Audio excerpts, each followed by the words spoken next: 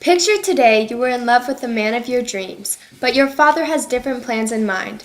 Your father tells you that your husband has already been chosen. You won't meet him till the wedding day when you walk down the aisle, and after the wedding, you will never see your parents again. You will live in his palace and be expected to have his kids in less than a year, and you will obey his every need.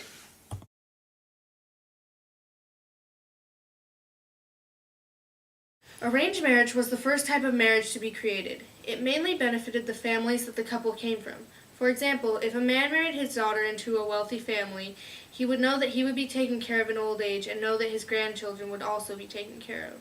A dowry was given to the boy's family when the marriage was decided. That implies that it was more of a business deal than anything. On a larger scale, a king could decide for his son to marry the daughter of a neighboring kingdom's leader. This would form a truce or alliance between the two kingdoms. Many of the marriages between people in higher social classes, such as nobles, were part of a strategy or plan to gain more power. The typical royal marriage was part of a well-thought-out plan that benefited both families, and therefore both kingdoms. Love was not at all a factor, and couples were expected to eventually love each other. Some people were married at ages as young as 12 and met on their wedding day.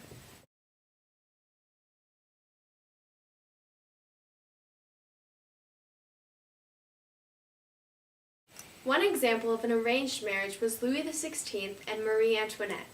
They were married on the 19th of April in 1777 in the Augustine Church. Marie Antoinette took advantage of the wealth she now had and was known for her lavish lifestyle. They were only 14 and 15 years old when they were married. Their marriage was not consummated for 10 years. Another example of an arranged marriage was between Queen Isabella I of Castile and King Ferdinand II of Aragon. They were actually cousins. They were betrothed as toddlers, but Isabella's brother broke the agreement. However, when Isabella became a teenager, she secretly negotiated with Ferdinand's father to arrange the marriage. She wanted to marry Ferdinand to unite Spain.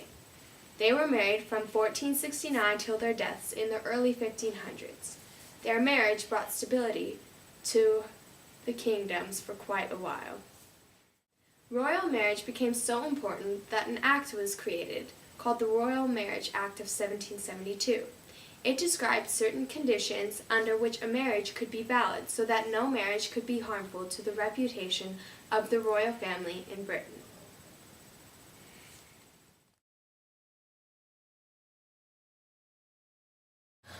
Look, my kingdom got into a serious war, and I need your help.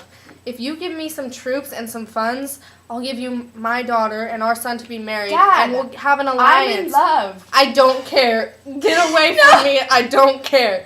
So, I am in love. Stop. Don't listen to her. As I was saying, I am not if our kids get married, then we can have an alliance. And as soon as this war is over, I'll give you whatever you want. So all you have to do is sign here. It sounds good, but in turn, I would also like to have your troops help with any future wars that I am going to be in. Do you agree with that? Yes, that's fine. Let's just sign here. The marriage will be in a month at my palace.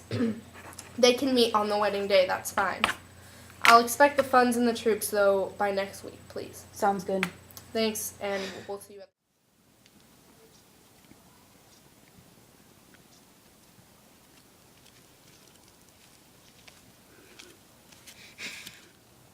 I now pronounce you man and wife. You may kiss the bride.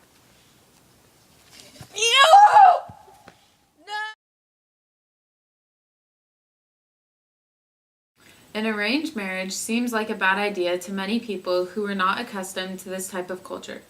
Often, those that were betrothed were related and led to incest in many cases. Also, the couple was married at a very young age and were not ready for the responsibility and maturity that is involved with marriage. In the past and today, marriages between young girls and older men led to abuse and pregnancy before it is safe.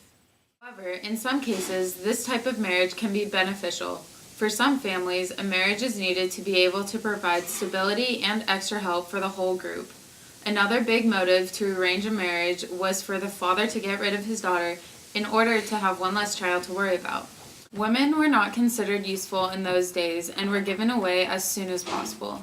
They were then useful to, in the best possible cases, produce sons for the new families.